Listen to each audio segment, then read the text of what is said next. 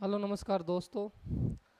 आपका हार्दिक स्वागत है आपके अपने चैनल जी के भाई मालाराम सर पर। देखो, हमने मैथ में एवरेज यानी औसत चैप्टर की शुरुआत की थी और इसमें हमने एक क्लास पढ़ ली। पिछली क्लास में हमने इसमें पढ़ा औसत के बारे में। उसके बाद में हमने पिछली क्लास में इसमें पढ़ा था सम विषम और पराकृत संख्या के बारे में। सम विषम और पराकृत संख्या के बारे में, और उन सभी में हमने तीन तीन नियम पढ़े, यानी प्राकृत संख्या के भी हमने तीन कॉन्सेप्ट पढ़े।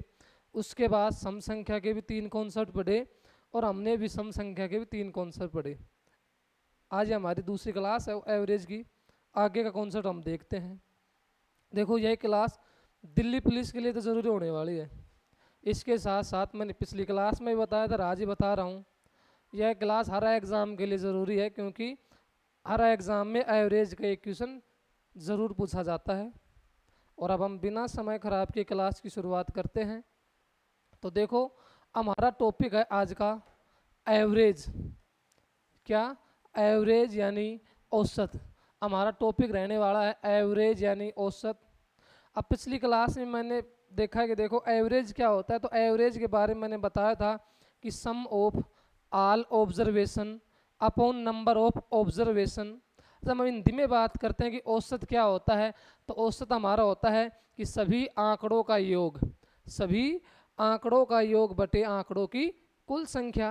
यानी कहने का मतलब है कि अगर हमारे पास पांच संख्या हैं, हमारे पास पांच संख्या हैं, तो ऊपर हमें उन सभी का जोड़ करना है। क्या करना है? उन सभी का जोड़ करना है। और नीचे हमारे पास देखो संख्या कितनी है? पाँच। तो उन सभी का योग कर कर हमको पाँच से भाग देना है, उससे हमारा क्या निकलेगा? एवरेज। अब देखो हम आगे बात करें। अब हमारे पास पहली टाइप इसमें बनती है कि यदि n राशियों का औसत a है, यानी हमारे पास कोई राशि है और राशियों की संख्या हमने मान ली n है, और n राशियों का हमारे पास औसत क्या है? a है। इनमें से b मान वाली एक राशि को उठाकर, यानी हमारे पास कुल n राशि हैं और n राशियों में से हमने एक राशि को उठा दिया जिसका नाम क्या है? b मान वाली राशि को उठाकर p मान वाली राशि डाल दी गई हो, तो नया औसत क्या होगा? यानी हमारे पास क्वेश्चन इस प्रकार बनेगा कि हमारे पास कुल n राशि हैं और n राशियों का हमारे पास औसत a है। औसत कितना है? a है। और n राशियों में से हम एक राशि को बाहर निकाल रहे हैं। क्या निकाल रहे हैं? एक राशि को बाहर निकाल रहे हैं। अगर हम एक राशि को बाहर निकालेंगे तो एक राशि को उनमें शामिल करना पड़ेगा। यानी हमारे पास n राशि हैं, राशियों का औसत हमारे पास a है, और इन सभी राशियों में से एक राशि का नाम है b। b राशि को हम बाहर निकाल रहे हैं और b के स्थान पर हम एक राशि को शामिल कर रहे हैं जिसका नाम क्या है? p। तो उसका नया औसत क्या होगा? तो जब भी हमारे पास ऐसा क्वेश्चन बने तो नया औसत हमारा बनता है कि सबसे पहले हमारा राशियों का औसत क्या है? ए। तो सबसे पहले हमें लिखना है ए, या ए का मतलब है राशियों का औसत है। उसके बाद हमें करना है प्लस। क्या करना है? प्लस। उसके बाद देखना है कि हमने शामिल क्या किया है? हमने शामिल किया है पी। तो उसके बाद हमें पी को क्या लिखना है? और हमने बाहर क्या किया? बाहर हमने बी किया, यानी जिसको भी हम बाहर करेंगे साइन किसका लगाएंगे? माइनस का। यानी P में से हम B को माइनस करेंगे और उसके बाद बटे करेंगे कुल हमारी राशि कितनी है? कुल राशि हमारी n है। यानी इस तरीके से हम लिख सकते हैं कि जब भी हम इसमें नए औसत की नया औसत की बात करते हैं तो हमारे पास सबसे पहले हम लिखते हैं हमारे पास शुरुआत में औसत क्या है? औसत। उसके बाद हम प्लस करते हैं।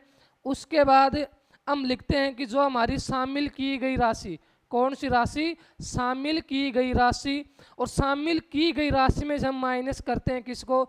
जो हमने राशि बाहर निकाली है, जो हमने उठाई है। और उसके बाद हम करते हैं कुल राशि। कुल राशि यानी हमारे पास कुल कितनी राशि हैं? यानी देखो दोबारा से अगर देखें कि सबसे पहले मैंने ए लिखा, ए का मतलब है कि हमारे पास कुल औसत कितना है? कुल औसत हमारे पास ए है। उसके बाद प्लस आएगा। उसके बाद हमें देखना हमने कौन सी राशि को शामिल किया है। तो जिस राशि को हमने शामिल किया है उसमें से हमें जो बाहर निकाले उसको क्या करना है? माइनस करना है। यानी हमने P को शामिल किया है और B को बाहर निकाला है, तो P में से B को माइनस करेंगे और बटे हमारे पास जितनी राशि उससे इसको क्या देंगे? भाग देंगे। इससे हमारा क्वेश्चन क्या होगा? सोल्व होगा। जैसे देखो हमारे पास एग्जाम्पल है,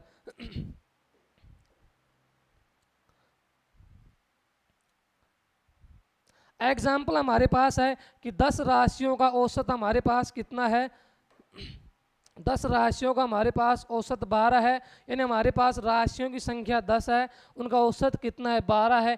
यदि एक राशि 21 की जगह, यानी हमारे पास इनमें से 10 में से कोई एक राशि है जिसका मान कितना 21, उसकी जगह हमने एक 11 वाली राशि को शामिल कर लिया, हमने एक 11 वाली राशि को शामिल कर लिया, तो नया औसत ज्ञात कीजिए। तो देखो जब हम इसमें नए औसत की बात करेंगे, यानी नया औसत, नया औसत है, तो सबसे पहले हमें देखना है कि औसत कुल हमारे पास कितना है, तो कुल हमारे पास कितना है 12, उसके बाद प्लस। आगे हमें करना है कि हमने कौन सी राशि को शामिल किया है, हमने 11 को शामिल किया, तो हमें लिखना है 11, ठीक। उसके बाद देखना है कि कौन सी राशि को बाहर निकाला है, तो हमने बाहर निकाला 21 को, तो 11 में से 21 को क्या करेंगे माइनस, और उसके बाद बटे हमें करना है कि हमारे पास राशियों की संख्या कितनी है, तो हमारे पास राशि कितनी है 10, तो इसको 10 से क्या देंगे भाग, तो हमारे पास बनेगा 12। अब 21 में जब हम 11 को माइनस करेंगे कितना बचेगा -10 और बटे 10, और ये 10 एकम 10 और 10 एकम 10, यानी हमारा बनेगा 12 - 1, यानी नया हमारा औसत कितना बनेगा 11, और 11 इस क्वेश्चन का राइट आंसर होगा। देखो दोबारा से देखें, सबसे पहले हमें लिखना है औसत है, औसत हमारे पास कितना है, औसत हमारे पास 12 है, उसके बाद हमें प्लस करना है, और प्लस के बाद हमें लिखना है कि कौन सी राशि को हमने शामिल किया है, हमने शामिल किया है 11 को, निकाला किसको 21 को, तो 11 में 21 को माइनस करेंगे 21 को और बटे लिखेंगे, कुल हमारी राशि कितनी है 10, तो बटे 10। अब देखो 21 में से हम 10 को 11 को माइनस करते हैं माइनस का 10, और 10 से 10 को काटेंगे एक बार में, और 12 में जब 1 को माइनस करेंगे हमारा नया औसत कितना बनेगा 11, तो 11 इसका राइट आंसर होगा। आगे हमारे पास है टाइप नंबर सेकंड, कि जब औसत निकालते समय आंकड़े गलत ले लिए जाए, यानी हमारे पास मान लो पांच संख्या है, कितनी संख्या है 5 का हमें हमने औसत निकालना है, और हमने 5 का औसत निकाल दिया। औसत निकालने के बाद हमें पता चला कि इनमें से 3 संख्या को हमने गलत ले लिया। क्या ले लिया? गलत। तो देखो उस केस में क्या बनता है कि जब औसत निकालते समय आंकड़े गलत ले लिए जाएं, यानी जब हम औसत निकाल रहे हैं और आंकड़े क्या ले लें? गलत ले लें। यदि n राशियों का औसत a है, वही सेम कि हमारे पास कुल n राशि हैं और उन राशियों का औसत हमारे पास a है, लेकिन तीन राशियों p q r की जगह, p q r की जगह a b c ले ली गई हो। यानी हमें राशि कौन सी लेनी थी? हमें राशि लेनी थी p q r, और हमने गलती से ले ली a b c, तो उसमें हमारा नया औसत या संशोधित औसत यानी माध्य औसत, ठीक औसत क्या होगा? देखो हमारे पास n राशि हैं और n राशियों का हमारे पास औसत a है। उसके बाद क्वेश्चन में कह रहा है कि हमें लेना था p q और r को। किसको लेना था? p q और r को, और हमने गलती से ले लिया a b और c को। तो इसमें हमारा फॉर्मूला बनता है नया यानी संशोधित औसत हमारा बनता है। सबसे पहले हमारे पास औसत क्या है? तो देखो हमारे पास औसत a है, तो हम a को लिखेंगे। उसके बाद प्लस, अब हमें शामिल किसको करना था? हमें शामिल करना था p q r को। तो जिसको हम शामिल करेंगे, मैंने पहले कॉन्सेप्ट में बताया था, उसको हम प्लस करेंगे, यानी p plus q plus r। Plus क्यों किया?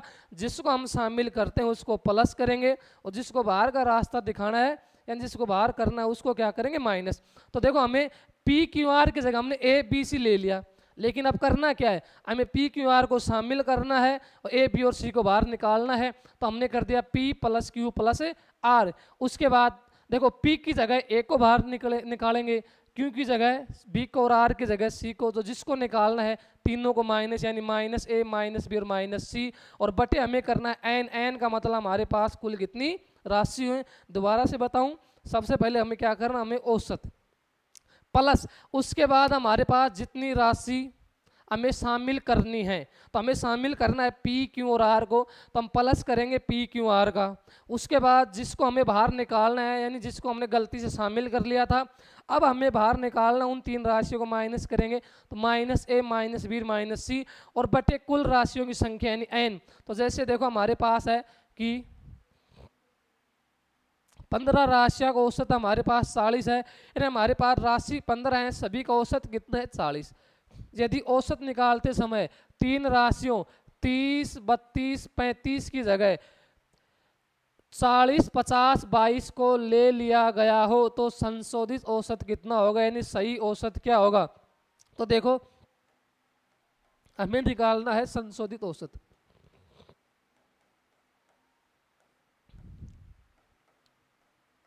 तो जब भी औसत निकालेंगे सबसे पहले हमारे पास औसत क्या दिया है, हमारे पास औसत 40, हम लिखेंगे 40 प्लस, उसके बाद देखो क्वेश्चन में क्या है कि तीन राशियों 30, 32, 35 की जगह गलती से 40, 50, 22 को ले लिया गया, यानी हमने गलती से लिया 40, 50, 22 को, गलती से लिया तब गलती ठीक करनी पड़ेगी, और गलती ठीक करेंगे तो इनको क्या करना पड़ेगा, बाहर निकालना पड़ेगा। तो हमें शामिल, देखो हमें शामिल करना था 30, 32 और 35 को, और शामिल कर लिया इनको। तो हमें शामिल किसको करना है, 30, 32, 35 को, तो प्लस करेंगे किसको, 30, 32 और 35 को। 30, 32 और 35 को क्या करेंगे, प्लस करेंगे। उसके बाद बाहर निकालना है किसको, 40, 50, 22, तो इनको हम माइनस करेंगे, -40, -50 और -22, और बटे हमारे पास कुल राशि कितनी है 15, तो बटे 15।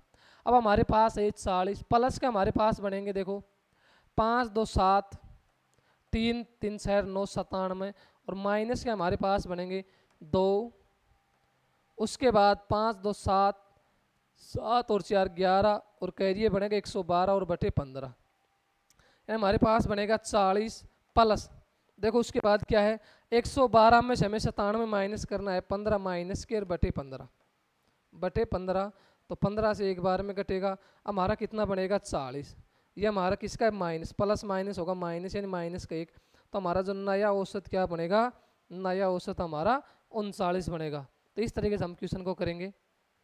आगे हमारे पास है कि n क्रमागत प्राकृत संख्याओं, सम संख्याओं या विषम संख्याओं का औसत, यानी जब भी हमारे पास सम संख्या हो, प्राकृत संख्या और विषम संख्या हो, जब भी हमारे पास ये लगातार हो यानी क्रमागत रूप में हो, तो देखो इनका हमारे पास सूत्र होता है कि पहली संख्या प्लस अंतिम संख्या बटे 2। लास्ट क्लास में मैंने बताया था, लेकिन आज हम इनका एग्जाम्पल लेकर सोल्व करेंगे इनको। देखो जब भी हमारे पास n क्रमागत प्राकृत संख्या हो, सम संख्या हो या विषम संख्या हो, कोई भी संख्या हो इनमें से, तो उनका हमारे पास औसत निकलता है पहली संख्या प्लस अंतिम संख्या बटे 2। लेकिन संख्या होनी चाहिए लगातार। जैसे मैं एक एग्जाम्पल, पहले एग्जाम्पल की बात करूँ, जैसे 5 से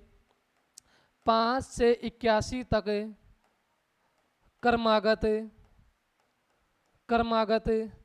प्राकृत संख्याओं का औसत, क्रमागत प्राकृत संख्याओं का औसत। हमारे पास क्वेश्चन है कि 5 से लेकर 81 तक हमारे पास संख्या है प्राकृत, और संख्या भी कैसी है, क्रमागत लगातार, इनका हमें औसत निकालना है। और हमने अभी सूत्र देखा कि जब भी क्रमागत संख्या आएंगी तो पहली संख्या प्लस अंतिम संख्या। अब हमारे संख्या है 5 से लेकर 81, 5 से लेकर 81। अब देखो सबसे पहले हमने देखा कि 5 हमारी कैसी संख्या है, प्राकृत है, 81 भी कैसी है, प्राकृत। तो हमारी पहली संख्या क्या है, 5 है, और अंतिम क्या है 81। हमें करना क्या है, पहली प्लस अंतिम, यानी पहले हमारे पास 5, अंतिम हमारे पास 81, और बटे कितने से, 2 से। तो ये हमारी 81 और 5 बनेगा 86, और 86 से जब 2 को काटेंगे तो 43 बार में कटेगा, यानी हमारा औसत कितना बनेगा, औसत हमारा बनेगा 43। ये हमारे पास प्राकृत संख्या का एग्जाम्पल। इसके बाद मैं बात करूँ इसी एग्जाम्पल की, जैसे 5 से 81 तक, 5 से 81 तक क्रमागत सम संख्याओं का औसत, सम संख्याओं का औसत। हमारे पास क्या है कि वही 5 से लेकर 81 तक क्रमागत सम संख्याओं का औसत, यानी हमारे पास संख्या है 5 से लेकर 81, संख्या है लगातार, और संख्या कैसी है, सम। औसत यही बनेगा, पहली संख्या प्लस अंतिम। अब हमारे पास संख्या है 5 से लेकर 81। अब हमें देखना है कि हमारे पास 5 सम है या नहीं है। तो देखो 5 सम नहीं है, क्यों? 5 2 से भाग नहीं जा रहा। अब 5 से अगली संख्या क्या बनेगी? 6। तो हम किसको लेंगे? 6 को, और 6 हमारी क्या है? सम संख्या है। इसी तरह देखो अंतिम संख्या हमारी 81 है, लेकिन 81 भी सम नहीं है, क्योंकि 81 पर 2 का भाग नहीं जाता। तो 81 से हम एक पहले लेंगे तो हमारी बनेगी 80। अब 80 भी हमारी सम है, पूरा पूरा भाग जाएगा। तो हमें 2 संख्या मिली, पहली संख्या हमारी सम 6 है और अंतिम हमारी 80 है। दोनों को ऐड करेंगे तो 6 + 80 और बटे हमारा कितना बनेगा? 2। तो ये हमारा बनेगा 86/2, और 86 को 2 से काटेंगे, वही औसत कितना आएगा? 43। देखो ये भी 43, ये भी 43, औसत तो सेम आना है। अच्छा, तीसरा जब मैं केस की बात करूं तो तीसरा जैसे हमारे पास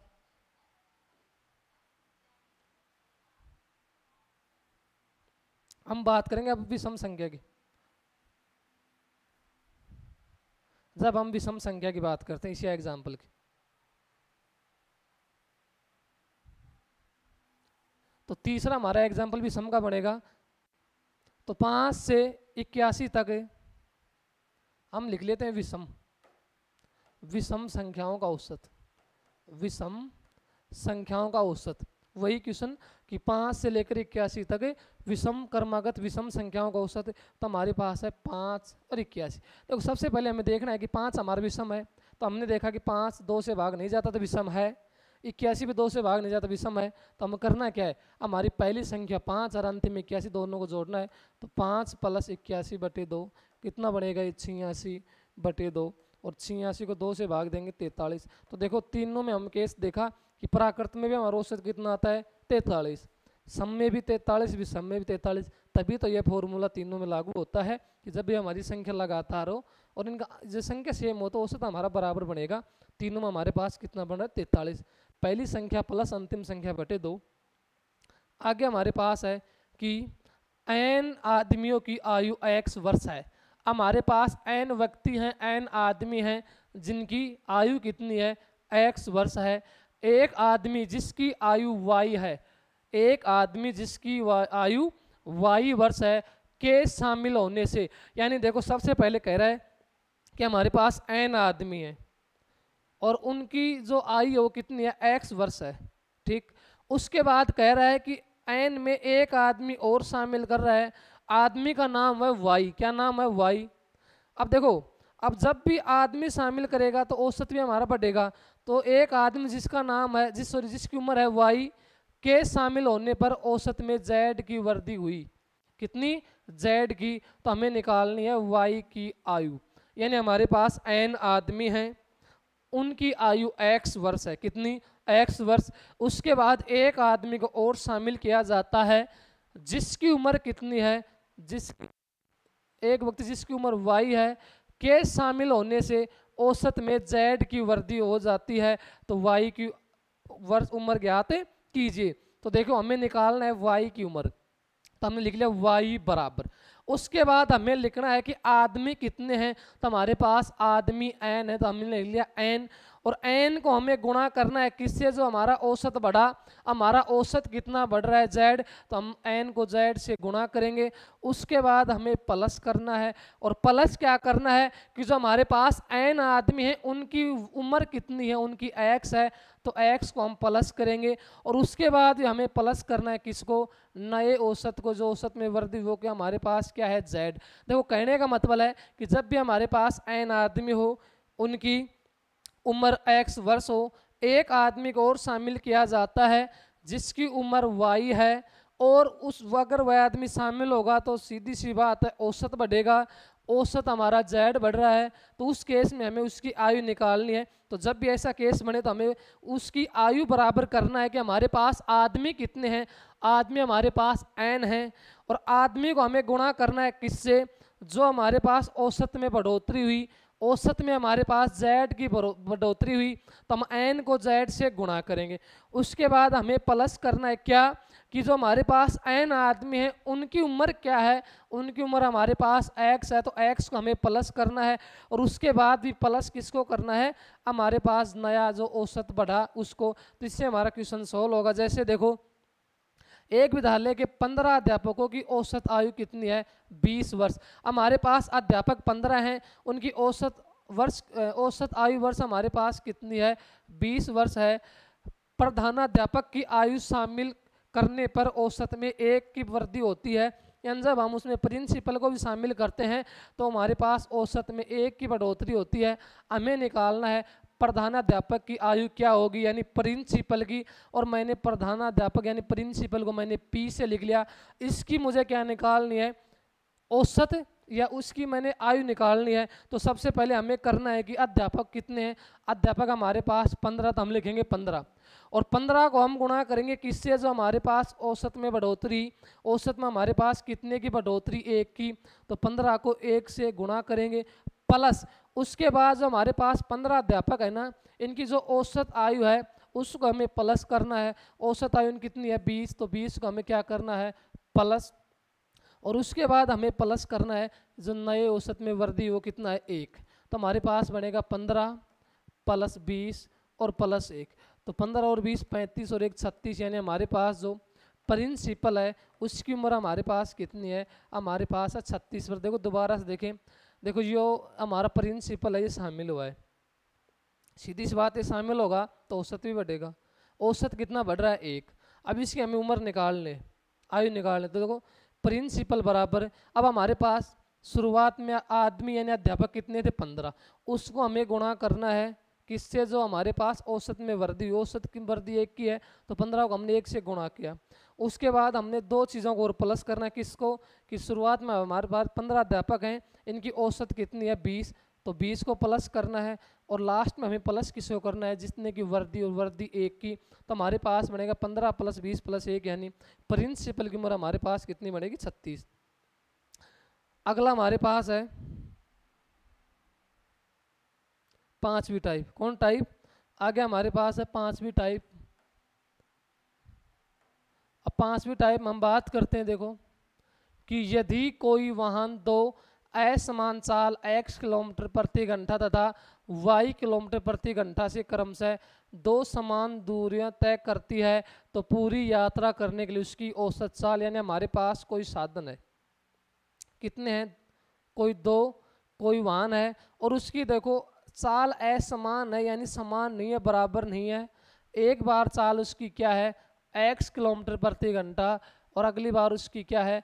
y किलोमीटर प्रति घंटा से 2 समान दूरियों तय करती है। यानी वो साधन, देखो हमारे पास कोई एक वाहन है और उसको 2 समान दूरी तय करनी है, ठीक? 2 समान दूरी, पहली दूरी को मान ले वो x किलोमीटर घंटा से चलता है और दूसरी को y से। तो इस यात्रा को पूरा करने के लिए उसकी औसत चाल यानी उसकी जो एवरेज स्पीड क्या होगी? Average speed. तो देखो जब भी ऐसा क्वेश्चन करता हमें क्या करना है? हमें करना है औसत चाल बराबर 2 गुणा जो हमारे पास पहली चाल हो कितनी है? x गुणा दूसरी चाल कितनी है? y, यानी 2 गुणा पहली चाल गुणा दूसरी चाल। पहली चाल हमारे पास x है तो 2 गुणा x, और दूसरी हमारे पास y है तो y, यानी ये बनेगा 2xy बटे हमें क्या करना है? दोनों चालों को ऐड करना है। पहली हमारी कितनी है? x प्लस दूसरी क्या है? y। इससे हमारी क्या निकलेगी? औसत चाल। अब देखो जैसे एक जहाज 10 किलोमीटर प्रति घंटा की गति से एक निश्चित दूरी तक जाती है, यानी एक कोई जहाज है वो 10 किलोमीटर प्रति घंटा की गति से एक निश्चित दूरी तक जाती है और 15 किलोमीटर घंटा की गति से वापस लौट आती है, देखो हवाई जहाज जाते समय उसकी स्पीड है 10 किलोमीटर प्रति घंटा और वापस आते समय 15 किलोमीटर प्रति घंटा। तो देखो दूरी वही सेम है, लेकिन देखो इनकी जो स्पीड है वो अलग अलग है, असमान है। जाते टाइम उसकी 10 है और वापस आते समय कितनी है? 15 है। कुल दूरी के लिए उसकी औसत चाल, यानी हमें निकालना है औसत चाल, एवरेज स्पीड। तो देखो अब हम औसत चाल की बात करें तो हमें औसत चाल बराबर हमारा निकलेगा 2 गुणा जाते समय उसकी चाल कितनी है? 10 गुणा वापस आते समय कितनी है? 15। तो 2 गुणा 10 गुणा 15, और नीचे हमें जो चाल है 10 और 15 उनको ऐड करना है, तो हमारे पास बनेगा 2 गुणा 10 गुणा 15, और ये हमारे बनेगा 25। 5 से 5 बार में, 5 से 3 बार में, और ये 5 से 2 बार में। 3 को 2 से करेंगे 6 और 6 को 2 से करेंगे 12, तो जो उसकी औसत चाल क्या बनेगी 12 किलोमीटर प्रति आवर, 12 किलोमीटर प्रति घंटा। देखो कुछ नहीं करना, औसत चाल बराबर 2 गुणा जाते समय की चाल गुणा वापस आते समय की चाल और बटे हमारे पास जो दोनों चाल उनका ऐड, तो हमारे पास बना 2 गुणा 10 गुणा 15 और 15 और 10 हमारा बनेगा 25। 25 को 5 से काटते हैं 5 बार में, 15 को 5 से काटते हैं 3 बार में और 5 से 10 को काटते हैं 2 बार में। 3 को 2 से करेंगे 6, 6 को 2 से करेंगे 12, तो हमारे पास औसत चाल बनेगी 12 किलोमीटर प्रति घंटा। देखो आज क्लास हमारी यहीं तक रहेगी, आपको क्लास को बड़ी ध्यान से देखना है और मैं आशा करता हूँ आप चैनल को ज़्यादा से ज़्यादा लाइक शेयर एंड सब्सक्राइब करेंगे। Thank you.